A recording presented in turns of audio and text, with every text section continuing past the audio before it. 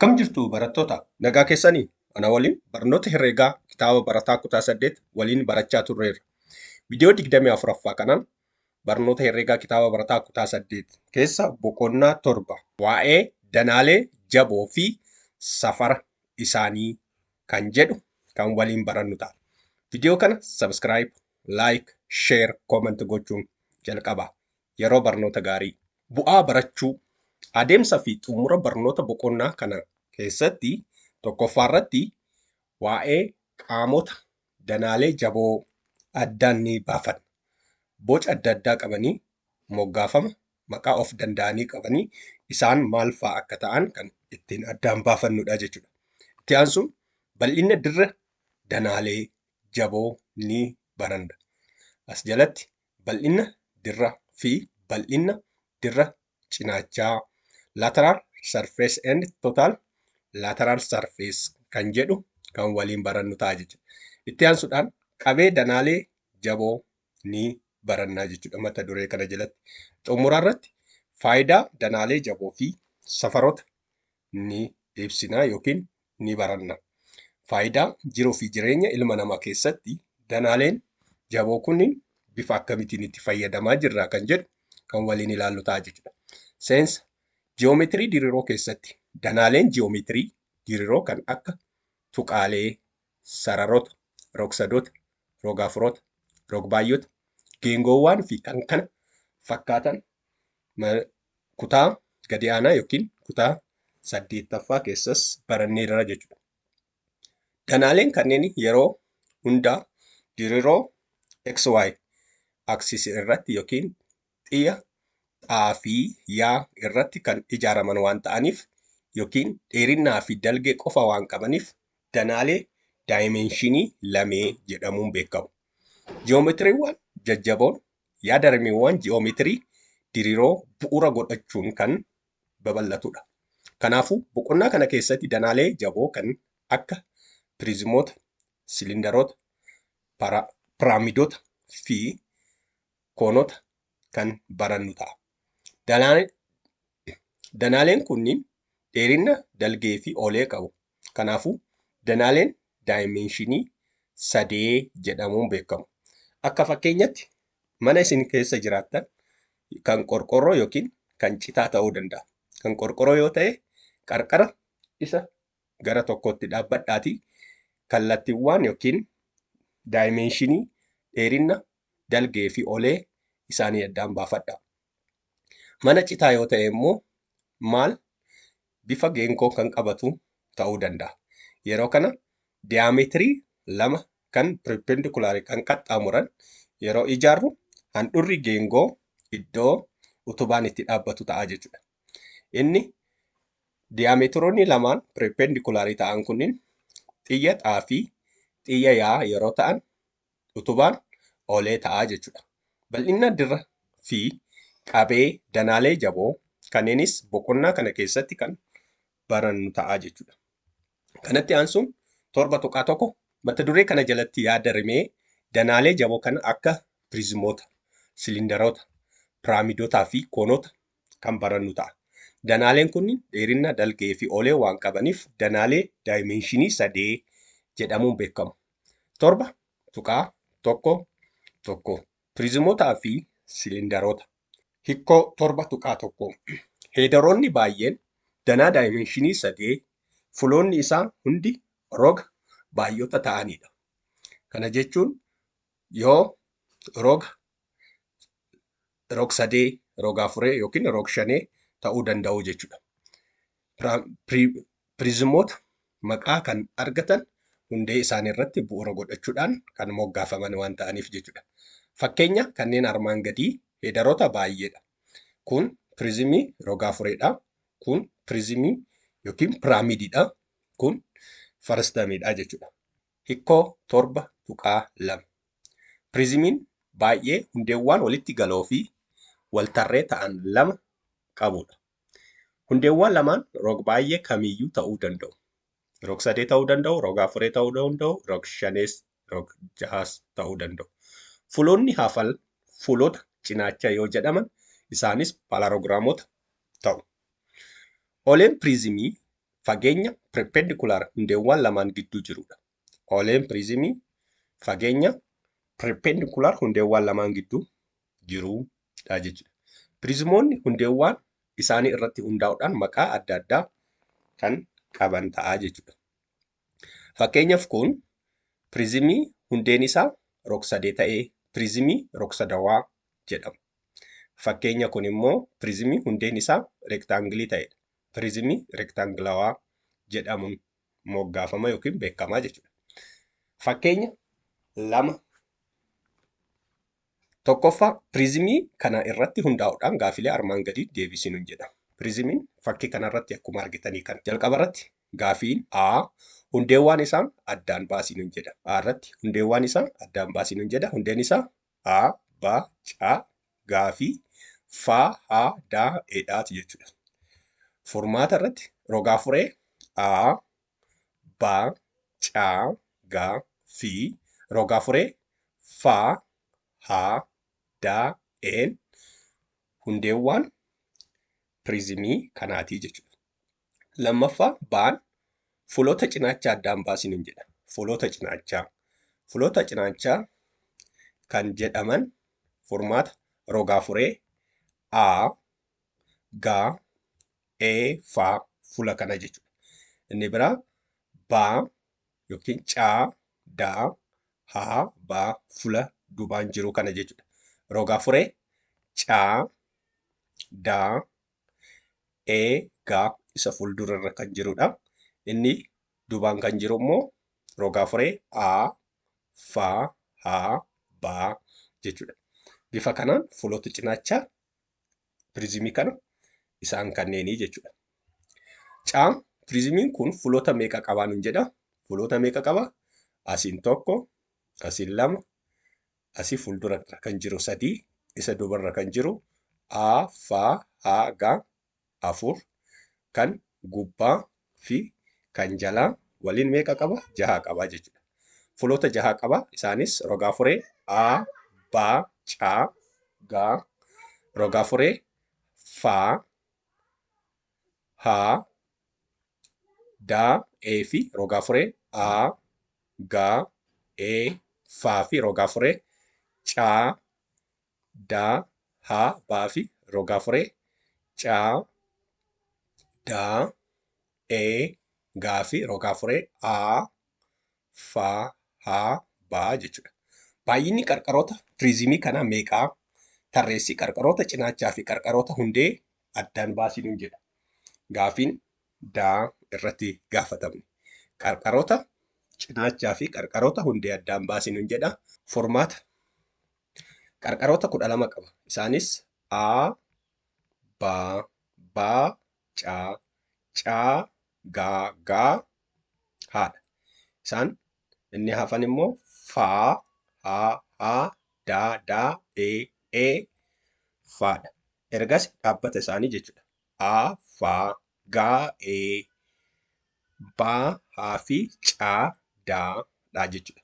Qarqaroota piriizimii 12 kanneen. Qarqaroota cinaacha jechuun fuloota cinaachaa lama wal qabsiisan jechuudha.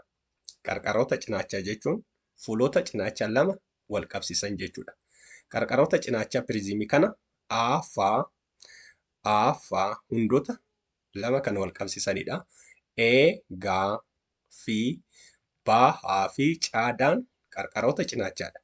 Qarqaroota hundee jechuun qarqaroota fuloota cinaachaa fi hundee wal qabsiisanidha. Fuloota cinaachaa fi hundee wal qabsiisanidha. Kanaafuu A, B, C, C, G, G, H, F, G, A, F, H, D, D, E, F dha jechuudha. Qarqaroota hundee. Varteeksii meeqaa qabaa nun jedha E irratti.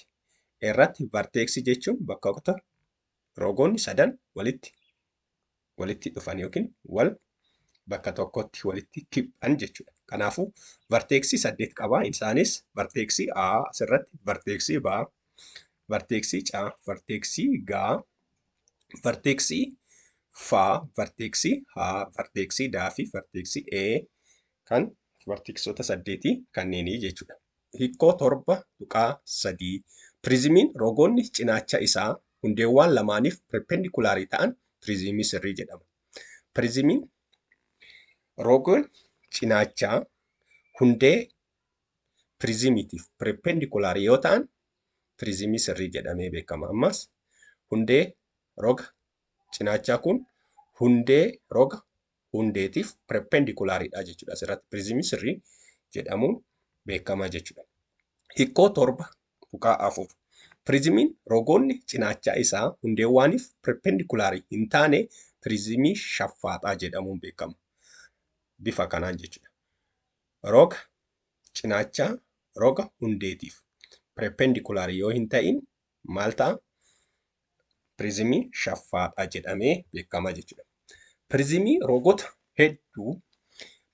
rogoota hundeewwan isaatiin moggaafama. Piriizimiin rogoota hundeewwan isaatiin moggaafama.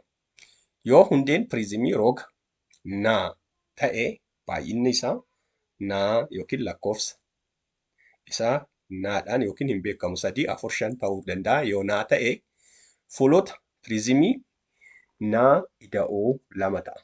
Yoo 4 ta'e meeqa ta'a? 4 ida'uu 2 6 fuulota piriizimii 6 qabaata jechuudha. Hundeewwan lamaan ida'uu naa fuulota cinaachaati. Baay'inni qarqaroota 3 naa qaba. Yoo 4 ta'e 3 baay'isuu 4 12 ta'a jechuudha. Baay'ina verteksii 2 naa qaba jechuudha. Yoo 4 ta'e 2 baay'isuu 4 8 qabaata jechuudha. Baay'inni qarqaroota cinaachaa naa qaba. Yoo 4 ta'e 4 qaba. Baay'ina qarqaroota hundee naa qaba. Hundee tokkoof naa ka qabaatu. Hundee lamaaf garuu naa 2 qabaata jechuudha. Asirratti hundeen piriizimii rog 3 yoo ta'e naan 3 ta'a. Rog 5 yoo ta'e naan 5 ta'a jechuudha. Bifa kanaan fuulota piriizimii bifa salphaatiin ni argattu. Baay'ina qarqarootaas bifa salphaatiin argachuu ni dandeessu.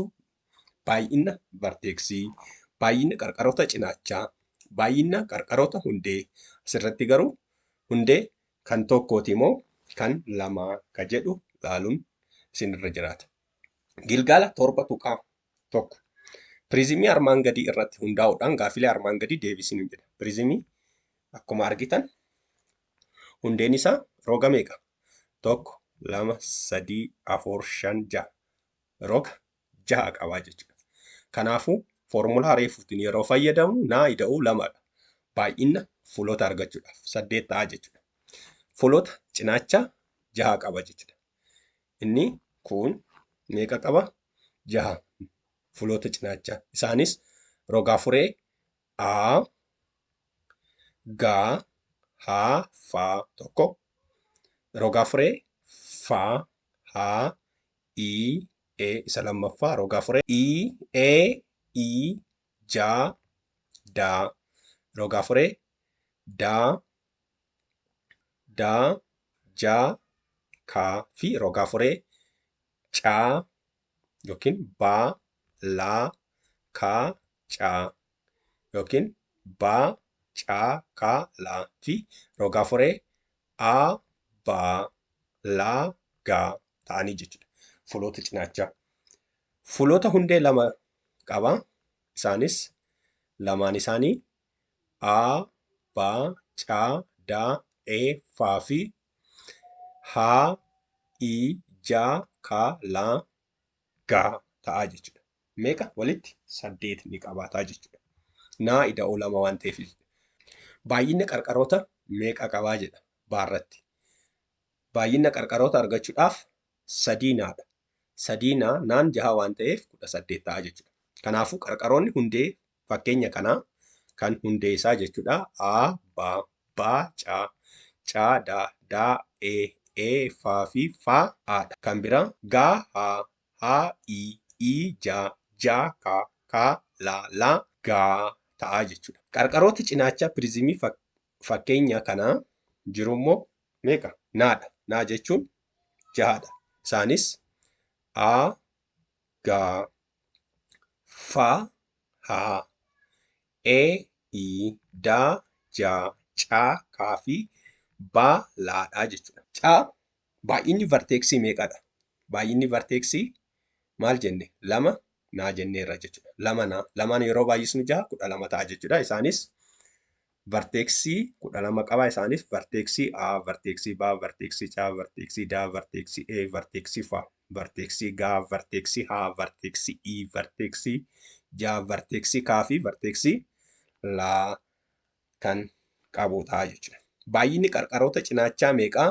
Naadha. Qarqara cinaachaa meeqaa? Naadha. Baay'inni qarqaroota hundee meeqa? 12dha. Inni baarratti kennameera. Isaan addaan baafachuu ni dandeessu. Irratti. Hikkoo 7.5. Siliindariin jaboo hundeewwan isaa geengoolee walitti galoo waltarree ta'anidha. Siliindarri jaboon hundeewwan isaa geengoolee walitti galoo waltarree ta'anidha. Ooleen siliindarii fageenya perpendikulaarii hundeewwan lamaan gidduu jirudha. Raadiyeesiin hundee raadiyeesii siliindariidha. Asirratti siliindarri kun siliindarii sirrii yookiin hundeewwan isaa walitti galoodha jechuudha yookiin waltarreedha. Asirratti ooleen isaa fageenya hundee raadiyeesii fi raadiyeesii lamaan gidduu jirudha. Ooleen siliindarii fageenya perpendikulaarii hundeewwan lamaan gidduu jirudha. Inni kun haadhaan kan moggaafamedha ooleen jechuudha. Raadiyeesiin hundee kana handhuura geengoo irraa kaasee hanga qarqara siliindarichaa jechuudha. Raadiyeesiin kun. Kanaafuu hundee jalaati kun dirra cinaachaadha. Kun gubbaa immoo hundee gubbaadha. Kun haan oleedha. Irraa kaasee hanga caa immoo raadiyeesiidha jechuudha. Hikkoo 7.6. Siliindariin ooleen isaa hundeewwan lamaaniif handhuura isaanii irratti perpendikulaarii ta'ee siliindarii sirrii jedhama. Kun hundeewwan lamaaniif handhuura geengoo irratti perpendikulaar yoo ta'e siliindarii sirrii jedhama jechuudha. Siliindariin siliindara sirrii hin taane siliindara shaffaaxaa jedhamuun beekama. Kun siliindara sirriidha. Inni kun immoo siliindara shaffaaxaadha jechuudha. Ooleen isaa asirraa kaasee hanga asiiti. Kunis bifuma saniin jechuudha. Hubadhu. Siliindariin hundeewwan waltarree fi walitti galoo ta'an lama qaba. Hundeewwan lamaanuu geengoodha. Verteeksii hin qabu. Dirra cinaachaa dirra maramaadha. Yookiin sarkaanfiransiidha jechuudha. Sarkaanfiransiidha. Kanaafuu bifa kanaan sarkaanfiransii yookiin maramaa dirra cinaachaa isaati jechuudha. Bifa kanaan waa'ee siliindara ilaaluun ni danda'ama. Barnoota keenya kana irraa asuma irratti xumurreerra. Viidiyoo kana sabiskiraayib, laayik, sheer, kooment gochuun hin dagatina. Yeroo barnoota gaarii isiniif haa ta'u. Horaa bulaa nagaan naaf ta'a.